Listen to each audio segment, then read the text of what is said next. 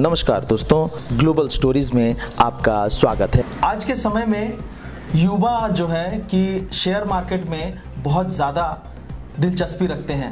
कई बार पैसा डूब जाने जैसे हालत हो जाती है, कई बार कुछ अनहोनी की खबरें भी आती है, तो कई बार कुछ बहुत ज़्यादा सक्सेस की भी खबर आती है। हालांकि शेयर मार्केट एक मिला जुला असर को ध्यान में रखते हुए कई बार युवा बहुत ज़्यादा कहीं शेयर लेकर के फंस जाते हैं, तो कहीं ऐसा होता है कि वो प्रॉफिट लेकर के निकल जाते हैं। आज के समय में युवा बहुत ज़्यादा इन्वेस्टमेंट के दौर में जाना चाहते हैं और जल्दी अपना पैसा बनाकर करोड़पति लखपति बन जाने की ख्वाहिश रखते हैं। ऐसे में आप देखिए कि समाज में किस तरह की विकृतियाँ उत्पन्न हो रही है, लोग कहीं से कहीं और चले जा रहे हैं। लेकिन ऐसे में सलाह की मुझे लगता है कि बहुत ज़्यादा ज़रूरी है, वो भी एक्सपर्ट के साथ। तो आइए हम आपको फिर से वही कार्यक्रम के तहत, अपने शेयर बाज़ार के कार्यक्रम के तहत आलोक जी से आपको मिलवाते हैं। आलोक जी, आपका बहुत बहुत धन्यवाद हमारे कार्यक्रम के साथ जुड़ने के लिए। और फिर से हम आपके पास आए हैं कुछ नए सवालों के साथ, कुछ नए चीज़ें जानने के लिए। युवा जल्दी ना भटके और विशेषकर पैसे को लेकर के लोग ना भटके तो ही अच्छा रहेगा। तो आप क्या समझा पाएंगे युवाओं को इस मामले में? जी, सबसे पहले तो आपका धन्यवाद एक पॉडकास्ट के लिए, और ये जो सीरीज जो हमने स्टार्ट किया है आपकी तरफ से, जो इनिशिएटिव है बहुत ही अच्छा है। जैसे कि आपका सवाल है यहाँ पे युवा को लेकर कि युवा भटक रहे हैं। देखिए, सबसे पहला बात तो इसका सिंपल सा आंसर है कि जॉब की बात अगर मैं करूं, जैसे कि लोग अगर एजुकेशन जब पास आउट करते हैं या फिर जब पढ़ रहे होते हैं, तो उस समय आजकल मैं देख रहा हूँ कि पैसे कमाने की ललक बहुत जल्दी है युवा में, कि नहीं हम किस तरीके से जल्दी हम अमीर बने। तो एक ग्रीड होता है लोगों का कि नहीं हम किस तरीके से शेयर मार्केट में, और उन्होंने ऐसा सुना है कि नहीं रातों रात कोई मतलब कि अच्छा खासा कमा लिया। बहुत सारे यूट्यूबर में भी बहुत सारे ऐसे देख रहे होंगे कि जो कि फेक चला रहे हैं, अपने प्रोपेगेंडा चला रहे हैं कि हमने एक दिन में इतना करोड़ों कमा लिया या इतना कर लिया है, कुछ ऐसा स्ट्रैटेजी बन गया।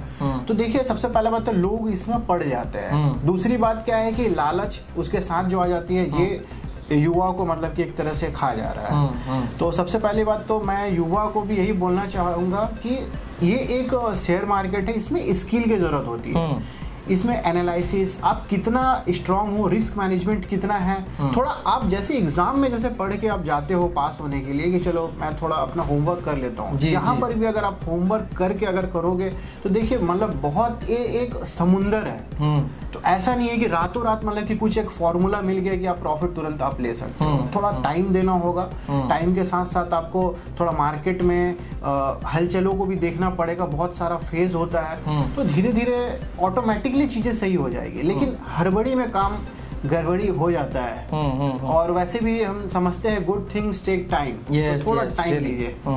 अच्छी खासी जैसे देखते हैं कि लोग नौकरी छोड़ करके और शेयर बाजार में आ जाते हैं, तो वो कितना आप उसको सही मानते हैं कि लोग अच्छे खासा नौकरी छोड़ करके और शेयर में आ जा रहे हैं? तो एक तो ये मान लीजिए कि उनका आगे पीछे क्या होगा ये पता नहीं, लेकिन लोग छोड़ करके आ जा रहे हैं। कैसे देखते हैं? देखिए, सबसे पहले बात तो मैं यही बोलूंगा कि मैं भी ऐसा देख रहा हूँ, कुछ यूट्यूब में भी मैंने बहुत सारे ऐसे लोगों को देखा है कि उन्होंने कोई 10 लाख का पैकेज छोड़ के आ गया, कोई 6 लाख का पैकेज छोड़ के आ गया।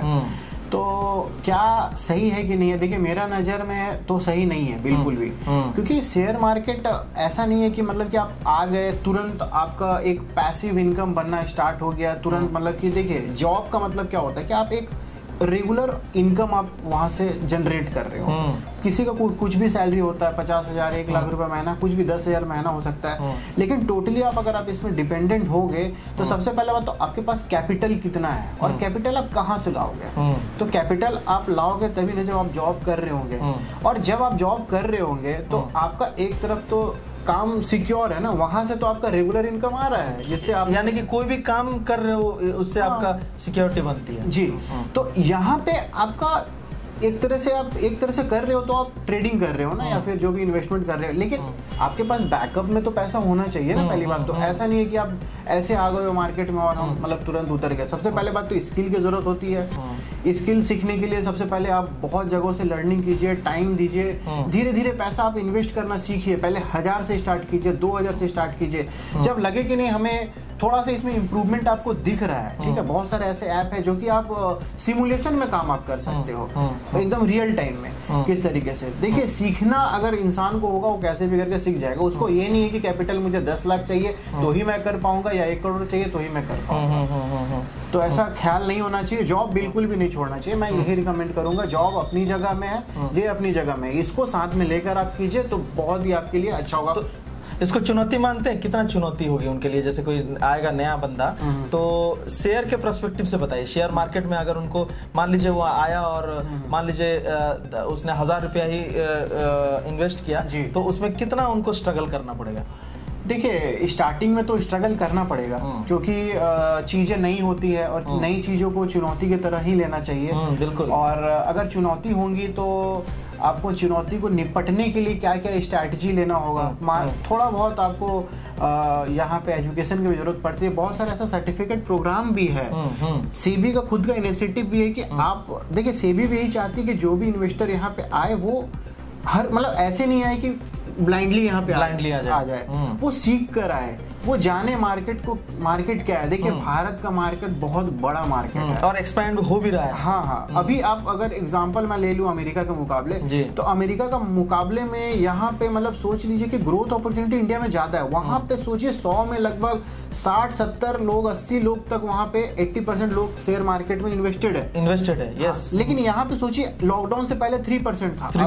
अभी जो लॉकडाउन में लोग देखिए, लॉकडाउन में क्या हुआ ना कि सबसे पहले तो लोगों का जॉब एक तरह से बंद हो गया, लोग अपॉर्चुनिटी खोजने लगे। तो सोचिए कि लोग ना कि यार शेयर मार्केट में तो अपॉर्चुनिटी है कि यहाँ पे कर सकते हैं, लोग बैठे बैठे भी कर रहे थे। तो एक लॉकडाउन में क्या हुआ ना, लोगों को लगा कि नहीं ये भी एक जरिया है। और वहाँ पर भी बहुत सारे वर्क फ्रॉम होम भी उस समय स्टार्ट हुए थे। बिल्कुल। तो उस समय लगा कि नहीं ये चीज है, तो वहाँ से थोड़ा बूस्ट हो गया। अभी 3% से आंकड़ा 5-6% तक पहुंचा है और हम उम्मीद करते हैं कि भारत का आंकड़ा धीरे धीरे साल दर साल बढ़ता चले जाए। मुझे लगता है भारत की इकोनॉमी जो मोदी जी भी कहते हैं कि 3 ट्रिलियन के आसपास होगा और थर्ड का तैयारी में है और थर्ड लार्जेस्ट इकोनॉमी की ओर हमारा देश अग्रसर हो रहा है जी। तो उस लिहाज से अगर देखा जाए तो ये शेयर मार्केट का बहुत बड़ा मुझे लगता है रोल होगा। आपको क्या लगता है? हाँ, रोल तो होगा ही क्योंकि अगर वैल्यूएशन भी अगर हम करें तो लोग बाहर की भी अगर भारत का भी अगर वो देखेंगे तो ये भी देखेंगे भारत में क्या चल रहा है। जी। तो हम कैसे मेजर करेंगे? देखिए बहुत सारा पैरामीटर होता है कि हम जीडीपी कैसे कैलकुलेट करें, नेशनल इनकम कैसे कैलकुलेट करें, तो वो अपनी जगह में है। Product method, income method, expenditure method, वो टेक्निकली में हम जाएंगे तो बहुत दिक्कत होगा।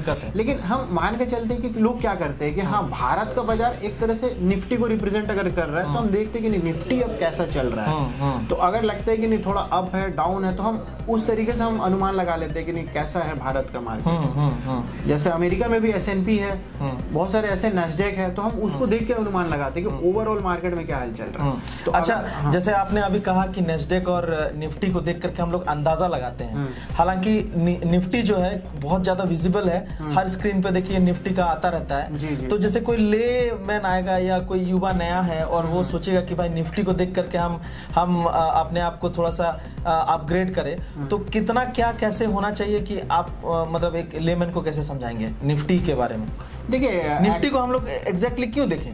देखिए निफ्टी को हम इसलिए देखें क्योंकि भारत में आप खुद देख लीजिए कि मार्केट बहुत बड़ा मार्केट है, ठीक है। तो हम ये नहीं है ना कि मान के चलिए बड़ा से लेकर छोटा मार्केट, हर तरह का मार्केट है। तो आप ओवरऑल मार्केट आप देखोगे एवरेज क्या चल रहा है। तो जो निफ्टी एक तरह से क्या है ना कि निफ्टी एक NSE का खुद का है जिसे हम बोलेंगे नेशनल स्टॉक एक्सचेंज। उन्होंने अपना एक निकाला, एक पैरामीटर है, बोल सकते हैं एक इंडिसेस है, जिससे क्या होता है कि जैसे निफ्टी 50 या निफ्टी 100 अगर जो भी टॉप की जैसे कि 50 से 100 कंपनियां अगर है, निफ्टी 50 की ही अगर हम बात करें जो टॉप 50 कंपनी है, तो मान के चलिए उसमें बड़ी बड़ी कंपनियां सब जैसे टाटा स्टील है, रिलायंस है, HDFC बैंक, बहुत बड़े बड़े बैंक, बड़े अब सोचिए कि ये जो बड़ा प्लेयर अगर हिलेगा तो छोटा प्लेयर पे क्या असर पड़ेगा? ठीक है, तो हम अनुमान यही लगाते हैं कि जब जो हलचल टॉप 50 कंपनी में किस तरीके से देख रहे हैं, तो अब बोलते नहीं है कि अब उसको देख के हम अंदाजा लगा सकते हैं कि हाँ मार्केट कैसा चल रहा है। यानी कि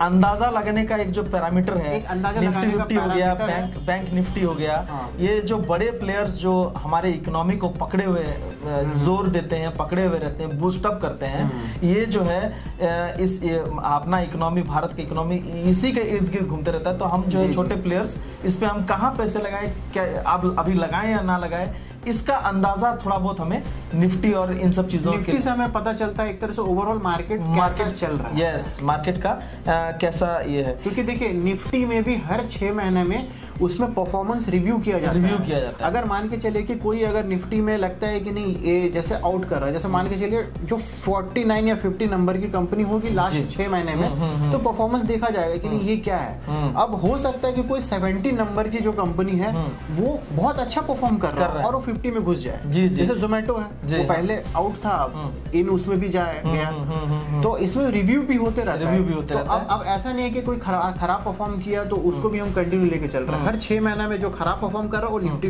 50 से बाहर कर दिया जाता है, और जो अच्छा किया जा रहा है, जो इसका मार्केट शेयर बड़ा है, उसको उसमें शामिल भी कर लिया जाता है। तो एक अच्छा पैरामीटर है। एक जानकारी और हम आपसे लेना चाहेंगे कि जैसे मान लीजिए कि मार्केट में शेयर बाजार से रिलेटेड कई तरह के कोर्सेस अवेलेबल हैं, जो कई बार मुझे तो फेक लगते हैं, लेकिन कई बार मुझे लगता है कि वर्दी भी है। सही तो मैं तो इस समय कंफ्यूज हूँ, आप बताइए कि युवाओं के लिए क्या है कि भाई वाकई में वो कोर्स जो बनाते हैं वो आइडियली वो सही होता है, या क्योंकि यूनिवर्सिटी ओरिएंटेड तो है नहीं। यूनिवर्सिटी तो आपको कॉमर्स पढ़ाती है, ठीक है, बिजनेस स्टडीज पढ़ाती है, हालांकि ये कोर्स क्या आपको मदद। देखिए कोर्स क्या है कि पहले बात तो मैं बहुत सारा ऐसा देख रहा हूँ लोगों को, और YouTube में भी मैं बहुत सारे ऐसे लोगों को देख रहा हूँ कि मतलब सोचिए एक कोर्स 10-10 लाख में बिक रहा है, 15 लाख में बिक रहा है। मैं जमशेदपुर की बात करूँ, यहाँ पे मैंने मानगो का सुना था कि दुबई से आ रहा है 15 लाख रुपए दे के सीखने के लिए। तो मतलब मुझे तो अजीब लगता है कि लोग इतना चुका कैसे रहे हैं। तो पहली बात तो यह है कि लोग को समझना चाहिए कि ऐसा क्या घुट्टी होगा कि वो ऐसा पिला दिया जाएगा कि आप सोचिए कि वो मतलब दिन में। हाँ, पहला बात तो मार्केट कोई ऐसा नहीं है कि आप तुरंत आप 15 दिन की कोर्स या एक महीने के कोर्स में आप पूरा समझ लो। एक बेसिक डेटा आपको मिल जाएगा, रॉ एक फॉर्मूला मिल जाएगा कि हाँ मतलब कैसे चलते हैं, और उसके बाद आप मार्केट में रहो। मार्केट में A to Z देखा जाता है। मार्केट में आप फेज भी देखोगे, साइक्लिक फेज होता है, कभी रिसेशन जैसे थोड़ा मार्केट डाउन चल रहा है, कभी बहुत अच्छा फेज आपको देखने को मिलेगा, कभी बजट देखने को मिलेगा, कभी ऐसा है कि सरकार चेंज हो रही है तो वहां पे क्या परफॉर्मेंस होगा। तो मतलब ऐसा नहीं है कि मतलब तुरंत आपने मतलब देख लिया और तुरंत काम करिए, ठीक है। तो पहली बात तो आप खुद पैसे से भी वैल्यूएट लगा सकते। कोई 1 लाख 2 लाख 5 लाख का कोई भी कोर्स ऑफर कर रहा है ना, तो मुझे नहीं लगता है कि वो आपको कुछ ऐसा फॉर्मूला दे देगा। ठीक है, लोग ऐसे बोलते हैं कि हाँ देखिए मैं आपको फ्री में इसीलिए नहीं सिखाना चाहता हूँ कि उसका कोई वर्थ नहीं होगा, लेकिन इतना भी ज्यादा कोई क्यों रखेगा। नॉर्मली जो एक नॉमिनल रेट है अगर लग रहा है तो ठीक है आप सीख सकते हैं, लेकिन आप उससे अंदाजा लगा सकते हैं। नॉर्मल अगर लग रहा है ट्यूशन जैसे आप लेते हो उस तरीके से लेके अगर आप सीख रहे हो तो ठीक है, कोई दिक्कत नहीं है इसमें। अच्छा, जैसे हमारे, लेकिन हाँ एक चीज मैं इसमें बोल रहा हूँ, लेकिन जब भी आप सीख रहे हैं तो सबसे पहले सामने वाला का ये देखे कि वो सर्टिफाइड पर्सन है कि नहीं। मतलब ऐसा नहीं है कि कोई भी उठ के यहाँ पे ज्ञान देने लगा कि नहीं मैं तो एक्सपर्ट हूँ। देखिए कि वो मतलब क्या सर्टिफाइड है। अगर वो आपको फ्यूचर ऑप्शन सिखा रहा है, क्या फ्यूचर ऑप्शन में वो कितना अच्छा कर रहा है। ऐसा नहीं है कि देखिए आजकल अगर आप दूसरों के खाली प्रॉफिट लॉस अगर देखोगे ना, बहुत सारा इन्फ्लुएंसर ये करते हैं कि दिखा देंगे कि मेरा इतना प्रॉफिट चल रहा है, हम लोगों को इतना सिखा सकते हैं। टेलीग्राम चैनल ऐसे खोल के रखे हुए हैं, तो सबसे पहले तो बहुत ज्यादा इतना लाखों पड़े हुए हैं, तो ऐसा नहीं करना चाहिए। बहुत सारा सेबी के पास में ऐसे नोटिफिकेशन जाता है इलीगल, तुरंत उसे बंद कर दिया जाता है, उस पर एक्शन लिया जाता है। तो पहली बात तो सामने वाला का भी आप देखिए कि किस तरीके का वो उसका बैकग्राउंड है, वो सर्टिफाइड है कि नहीं है। उसके बाद ही आप डिसीजन लीजिए सामने वाले से सीखना है कि नहीं सीखना है। अदरवाइज फ्री का जितना कोर्स है आप ले लीजिए। अच्छा, जैसे आपने अभी जिक्र किया कि सर्टिफाइड है या नहीं है, क्योंकि सेबी एक बहुत फ्रेंडली आपका इंस्टीट्यूशन नहीं है लोगों के लिए वो जस्ट रेगुलेटरी बॉडी है, क्योंकि वो देख रेख का काम करती है। तो ऑब्वियसली बात है कि भाई नॉर्मल इंसान जो पैसा लगा रहा है उसके पास तो नहीं आएगा इंफॉर्मेशन। तो ऐसा कोई साइट है, बता दीजिए, ऐसा कोई जगह बता दीजिए जहाँ से देख करके उनको लगे कि भाई कोई सर्टिफिकेशन है इस बंदे का कि हम लोग चेक कर सकते हैं। कैसे करते हैं?